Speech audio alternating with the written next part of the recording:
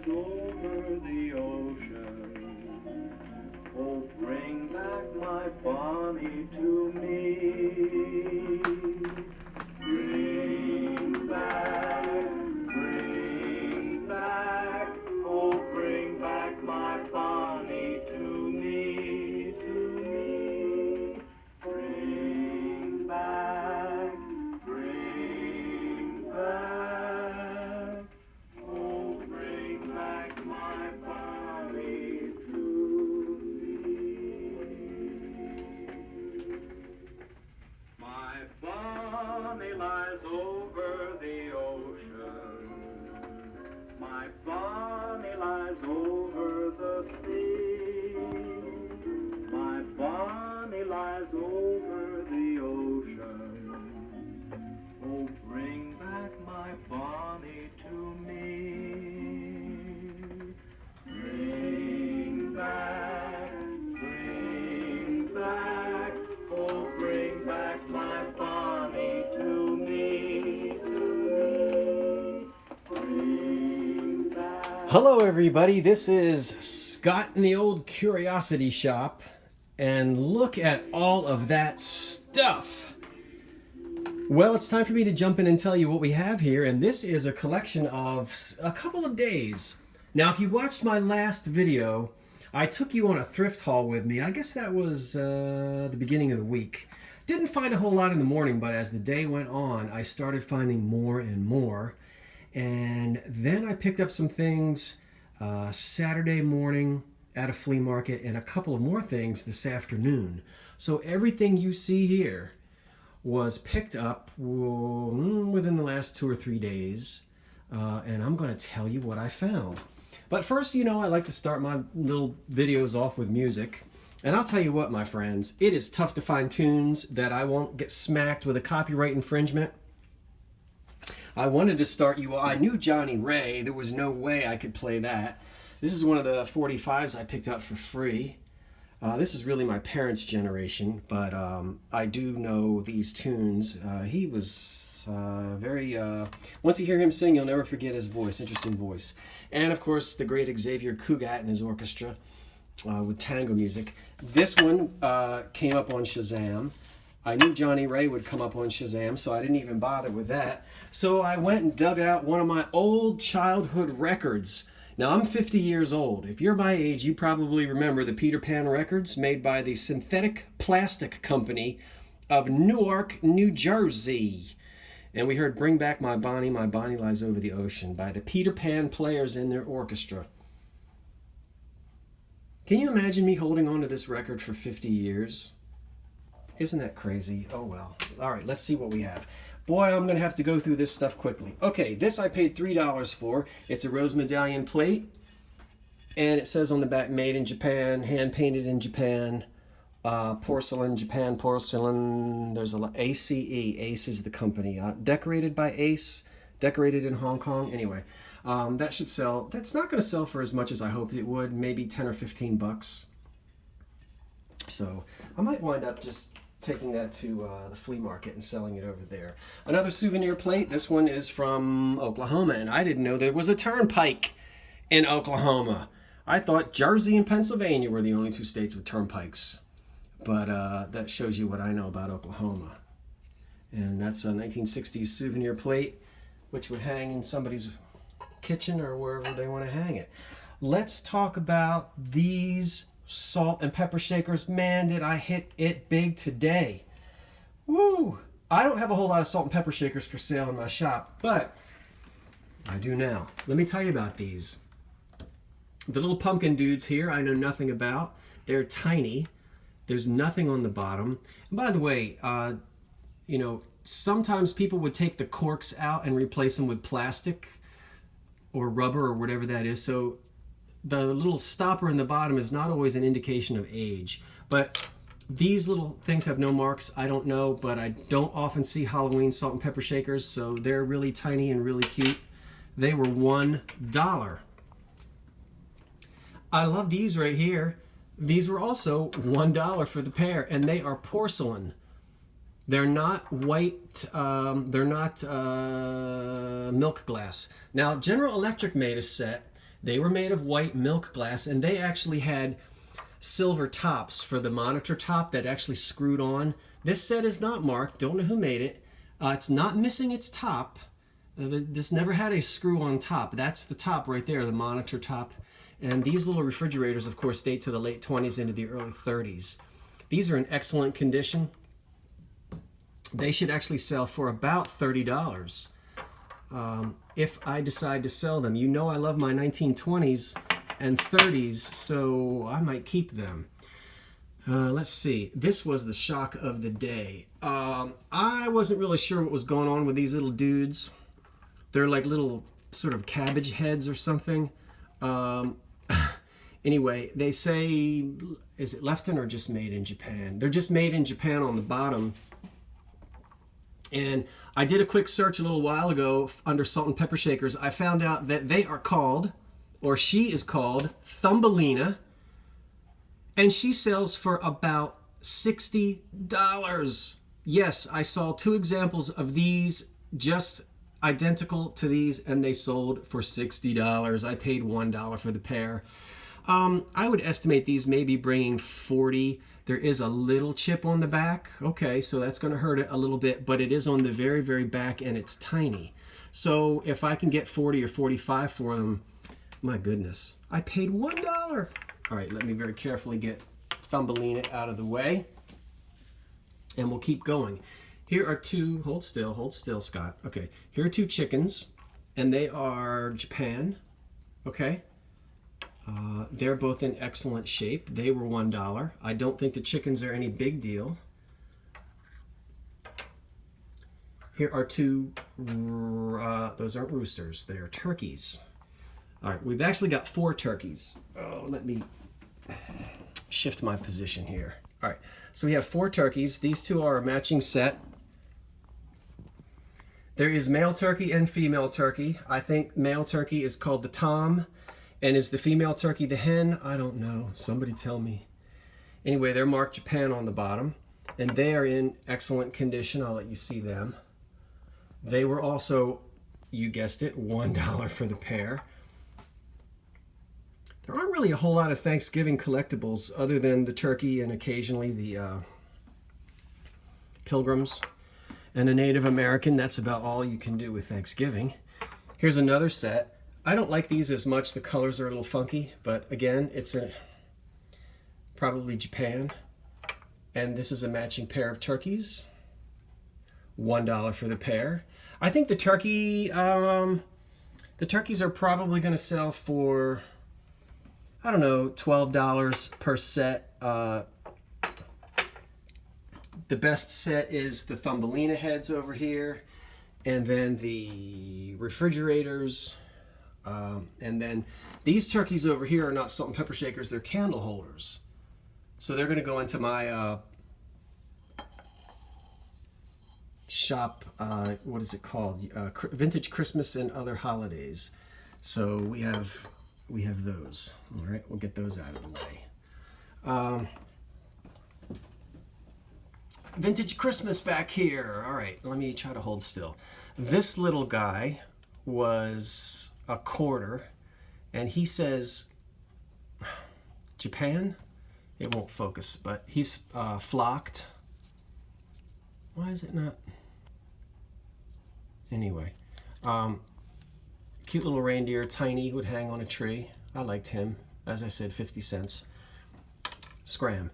And then let's move. Well, we'll go back to Christmas in a minute.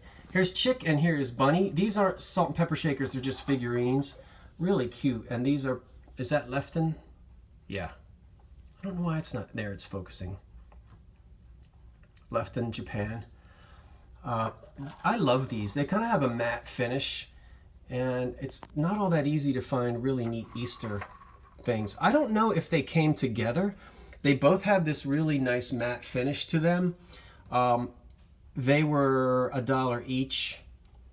And so I just like the way they look together. They're just kind of hanging out, doing their happy little Easter thing. Bunny and chicken. And then back here to the Christmas again. I think I showed this to you in my last haul, so I don't know how she got in there. Scram. Here we have two shakers. Santa Claus, they're not a matching set. They might have even been made by different companies. This guy, when he is with Mrs. Claus, the pair of them sell for about $35. So just Santa on his own would be a replacement, and so he might sell for $12. You can see shaker holes are in the back of his head, and he's unmarked on the bottom, but he's got that little spaghetti stuff going on, and I like his aqua gloves that he's got on. And this Santa back here is a Japan Santa. He's also a shaker. This one is, I'm not used to seeing Santa in a robe. I'm used to seeing him in boots and pants, but this one is, you know, maybe he came home, put on a robe, he's relaxing. I don't know what he's pointing at, but all right. And then over here I have two elves. And I don't know why things are not focusing right now. But yeah, he's marked back here, and it says all new materials, Japan. I still don't know why I'm having problems focusing, but oh well. And here's his buddy. His buddy has a dirty face, so I don't know where you've been hanging out. But these two are cute, and they were $2 each. No, I'm sorry, $2 for the pair. So I think they might have hung on a tree because they don't stand up on their own. So there might have been a string that went through their little heads, and they probably hung on a tree. So more really neat Christmas stuff. This guy, I actually paid $5 for him. I don't know much about him because he's not marked on the bottom. That might have said 25 cents for like the original price. Yes, I did pay $5 for this tiny thing because I've never seen him before. And I think it's cute that he's sticking his, little hiney up, and it's a bud vase, right? Isn't that cute? So you stick, a little flower in his little bum back here, and he just kind of sits there, and I think it's adorable. So didn't do any research on it. I mean, I guess you would stick a flower in there. I don't know what else would be appropriate. And we're going to just leave that alone. Hey, if you've got any ideas about who made that, or are you supposed to stick a flower in there, I would love to know. Two adjustable rulers. One is made by Stanley, and the other one is anyway, you can see. These were $1 each, and yes, I mean, it's amazing. I went on and I saw that these things sell for $5 or $8 each. I actually have a buddy who is paneling a wall with yardsticks, with old yardsticks. So he's going up, inch by inch by inch, gluing yardsticks to a wall as a backsplash, and it looks really, really neat. This is pretty much just local interest. This thing right here, it's a money bag, the Philadelphia National Bank. And I did do some research on the patent number on the top. It was patented in 1935. So what I thought would be really cool with this would be you could even stuff it and turn it into a pillow. I mean, like a little accent pillow. But that's kind of just like local Philly interest. So I might keep that. This is a made in Japan Christmas tree. Its sticker is almost gone, but it has a production number on the back, so you do know that it was made in Japan, and it's in good shape too. So I love picking up my little vintage Christmas. These are two baby bottles made by Pyrex when baby bottles were glass. They're not worth a whole lot. I paid it $1 each for them. I just like the way it says Pyrex up and down and Pyrex from side to side. And these are probably from the 1950s. And the mother or the father would just stick a rubber nipple on this and heat these up and then feed the baby. So those are kind of cool. I don't really know what you would do with them now, but I'm sure a Pyrex collector would like that. Let me show you I'll show you 4 pieces right now that are sort of related. Not going to spend much time explaining them because I'm going to actually do a video on What is the difference between Carnival glass and stretch glass? Do you know? There are 4 pieces in front of you right now. 3 of them are Carnival glass, and 1 of them is a piece of stretch glass. This is the stretch glass right here. I'll give you a good look at it. And I don't know why. Oh yeah, all right, here we go. A ruby red compote. Not sure. There were about 10 companies that made, American companies that made stretch glass. I'm not sure which company made that. That's probably worth about $35, and that was $1. This is stretch glass. These 3 are examples of Carnival glass. This is made by the Dugan Company. That's called question mark for obvious reasons. The color is called tangerine. It's a very desirable color. Tangerine and opalescent. That will sell pretty well. Green and purple amethyst are pretty common. Tangerine is a little more uncommon. So this one will be up in more like the $50 range instead of $20 or so. This I picked up today for $5. This is Northwood. This is Imperial. It's unsigned, but I knew it was Imperial because I recognized the, don't drop it. It's heavy. I recognized the grape and Gothic arch. That's the Gothic arch, and that's the grape pattern. So it's a large bowl.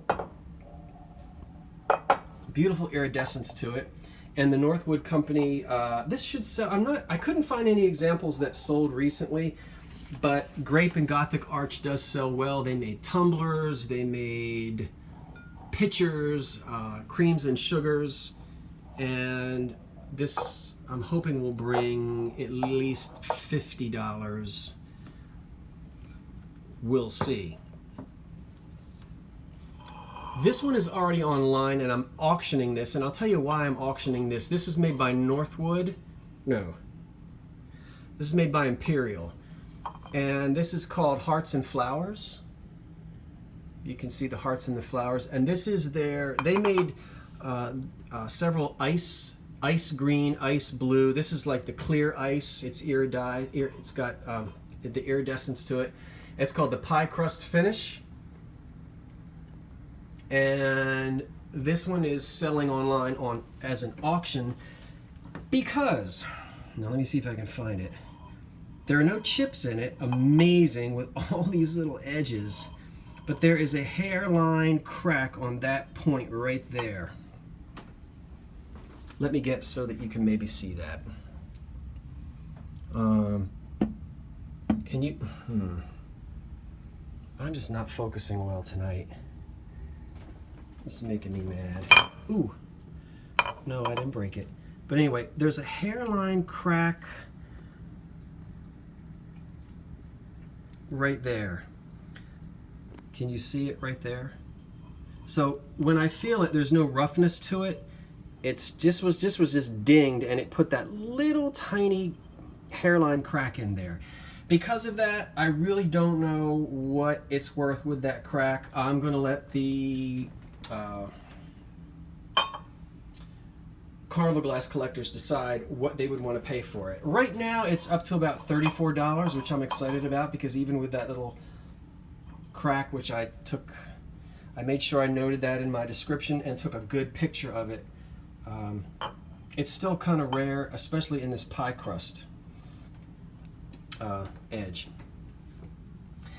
This kitty sat in the thrift shop for $10 for a long time, and I waited for her to go on half price, and I did pick her up for $5, which is more than I would pay for something like this. But I think she's from the 40s, and I really like this cat. Really like this cat. No damage, really nice shine. Love the red bow and the green eyes. It's tall. It's it's big. What is it? 5-6 inches at least. 7 inches. Maybe that's even 8. About 8 inches. So love that porcelain cat. And I'm trying to move things so you can see I'm not doing very well. This guy was in my, this is, you put onions in there, of course, probably 1950s kind of kitsch, but I like it. See there? Put the onion in. I think he's unmarked. He is. Couldn't find him online. He's very much in that sort of Japan 1950s era looking stuff. But he's really neat. I think he was like $2 or something like that, and I really don't know what I'm going to sell him for.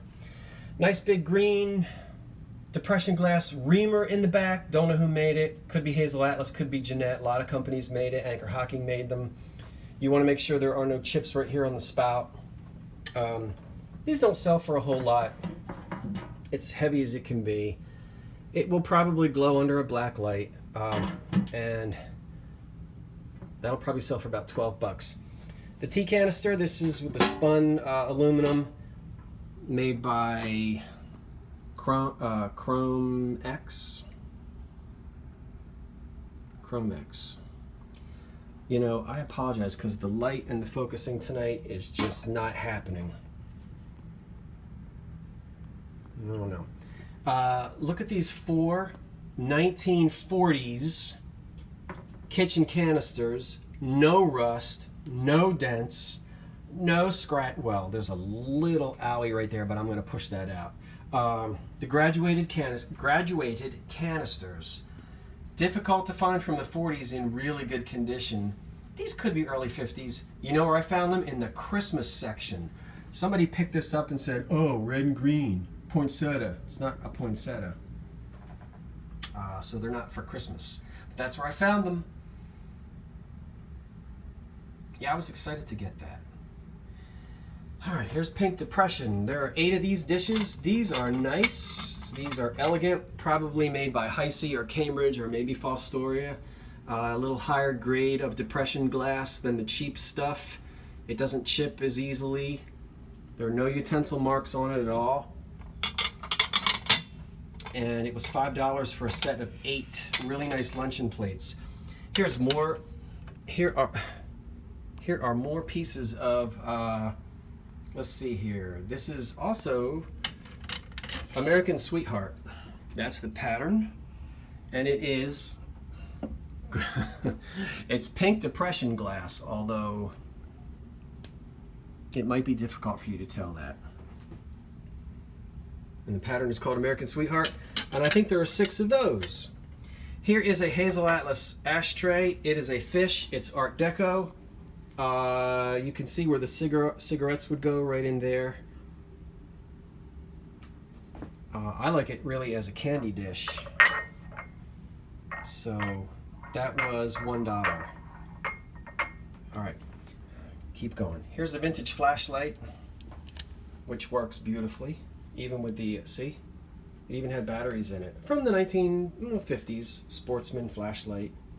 Now you can see things a little bit better. I should have better lighting here for you. All right. That back there is an amber water jug. Not sure which company made it. It's a refrigerator jug and it says water. We say water in Jersey. Have some water.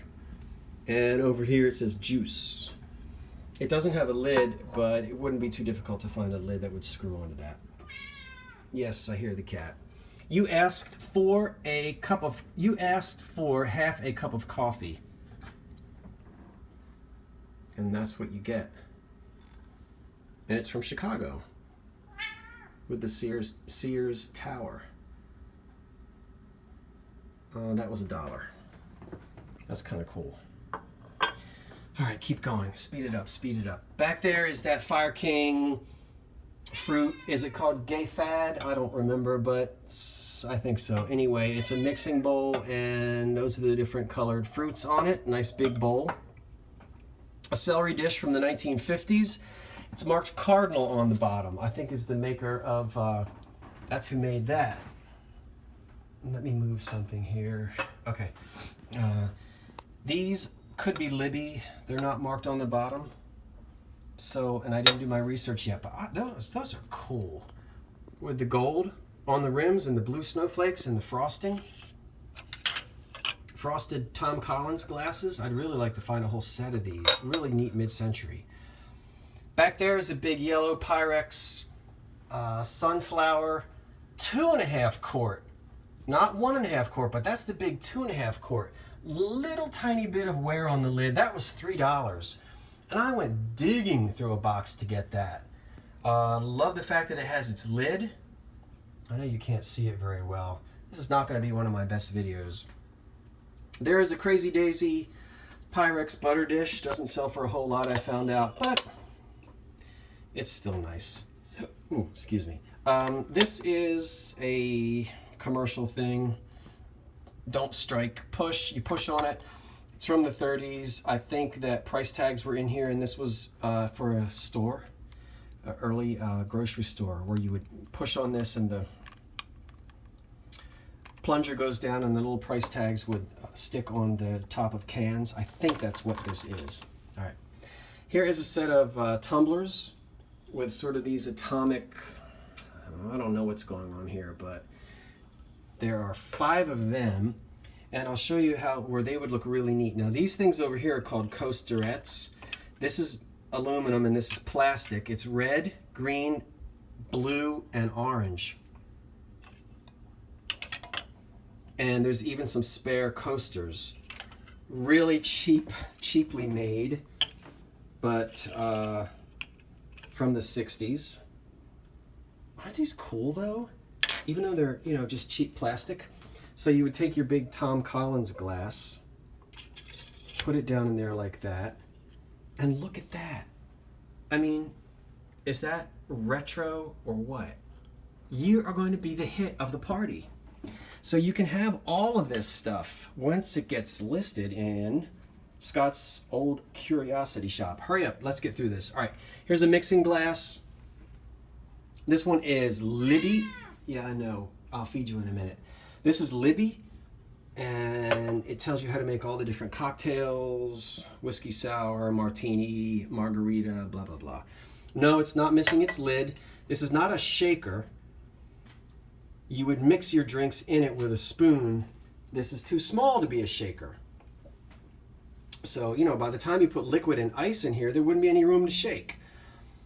And I can show you that it did not come with a lid because here's one in its original box. Now this one is Libby. This one is Federal. Slightly different. Here it is in its original box. And this one has the mixing spoon with it. And we can see that this one also tells you how to make the different drinks. I'm not going to pull it out, but that one's made by Libby. I'm sorry, that one's made by the Federal Glass Company. All right, we're almost finished. Back here is a set that I was disappointed that, yep, the stopper is missing. But it wasn't a deal breaker for me because there are no chips. It's really 60s. Love that smoky color and all of that fancy gilding on it. You see the whole thing. Probably never be able to find the original stopper, but that hurts it a little bit that that stopper isn't there. But you know what? Someone might want it anyway, even without the stopper. Or, you know, that stopper has to be out there somewhere. Maybe somebody will find it. Maybe somebody has it. Back there are some Pink Depression glasses. 4 of them are larger than the 2 smaller ones. That didn't make much sense. And these are etched. I'm not sure who made them. Didn't do my research yet, but Pink Depression glasses. A great big Shawnee corn. You cook. It's oven proof. The lid comes off. I'm not going to pick that up. That thing was big. Well, I mean, was cheap, and it's big, and it's in great shape. It has no chips on it. So I know I went very quickly, and I forgot to tell you a lot of the prices that I paid. So let me go back again. I paid up for this. This was $10. That's more than I would normally pay for something like that. And without the lid. But I still think even without the stopper, it looks so great. It should be able to sell for, you know, 35, maybe $40 or so. The Pink Depression glass was $1 a stem. These were, there are 5 of these. There were $3 for the 5 of those. All the salt and pepper shakers were $1 a piece. That was $3.